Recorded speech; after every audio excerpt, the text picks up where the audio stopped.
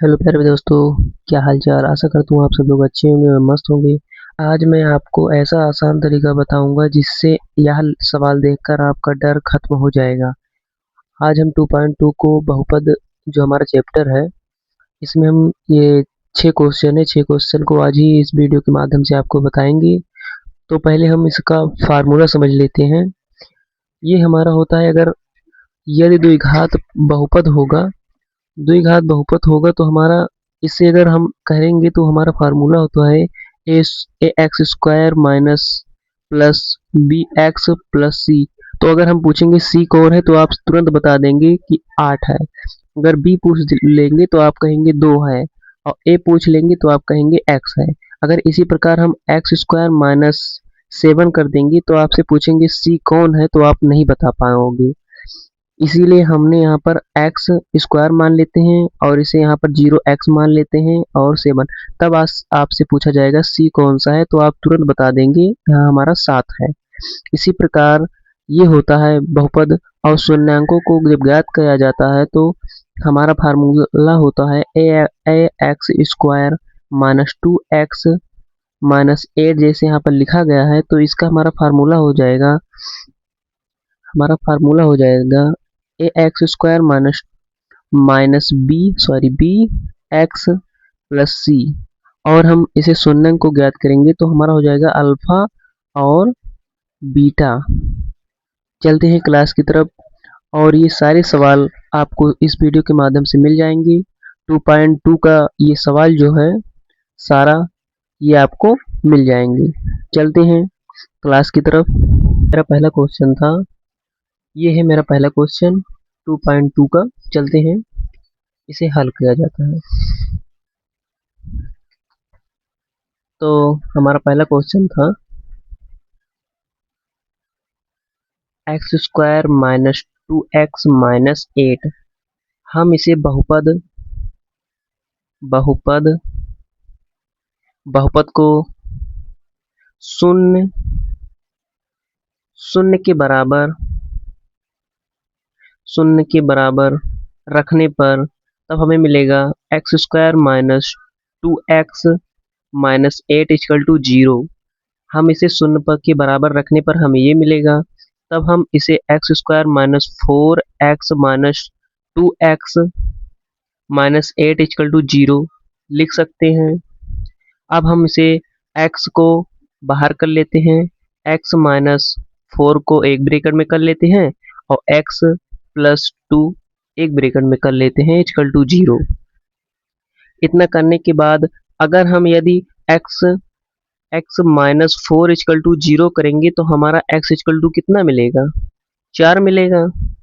और अगर हम x प्लस 2 करेंगे, ये x प्लस 2 करेंगे प्लस 0 करेंगे तो इक्वल टू हमारा कितना मिलेगा, x इक्वल टू मिलेगा हमारा -2। इसका मतलब है शून्यांक हमारा अल्फा मिल गया हमारा 4 और बीटा मिल गया हमें -2। यही हमारा आंसर होगा। आप ऐसे भी लिख सकते हैं। चलते हैं देखते हैं आंसर सही है या गलत। 2.2 का पहले का आंसर कितना है अभी देखते हैं। 2.2 का हमारा आंसर है -2, 4। चलिए देखते हैं। तो हमारा बीटा मिल गया, ऐसे भी लिख सकते हैं -2, 4। यही हमारा आंसर होगा। इसी प्रकार हमारा दूसरा क्वेश्चन है 4s square minus 4s plus 1। चलते हैं इसको भी हल करते हैं। दिया गया था हमारा दूसरा question 4s square minus 4s plus 1। अब हम इसको भी बहुपद के शून्य के बराबर जब रखेंगे, रखने पर हमारा मिलेगा 4s square minus 4s plus 1 equal to 0।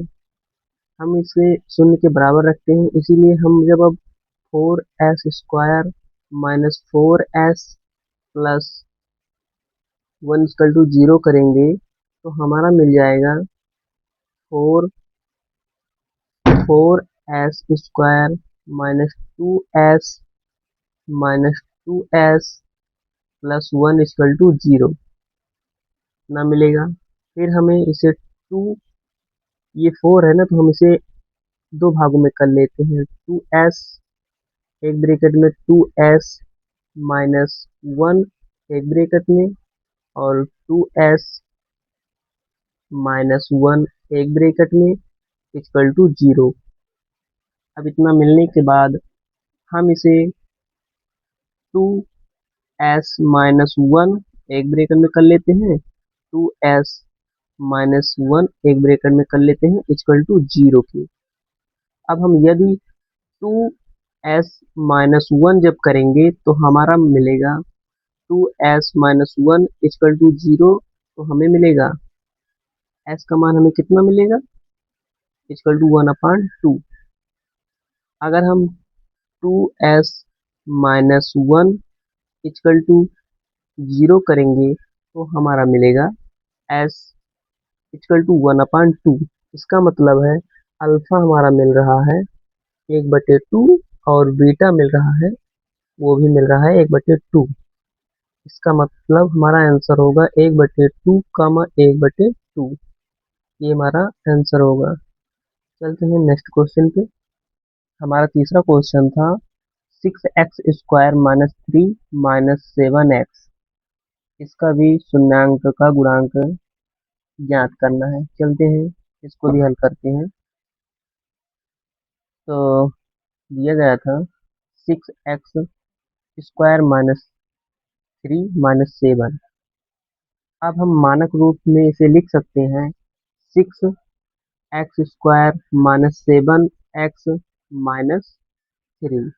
इसे इतना कर सकते हैं। अब इसे हम शून्य के रूप में व्यक्त करते हैं, तो 6x square minus 7x minus 3 equal to 0। इसे 0 के पदों में हम कर सकते हैं, तब हमें मिलेगा।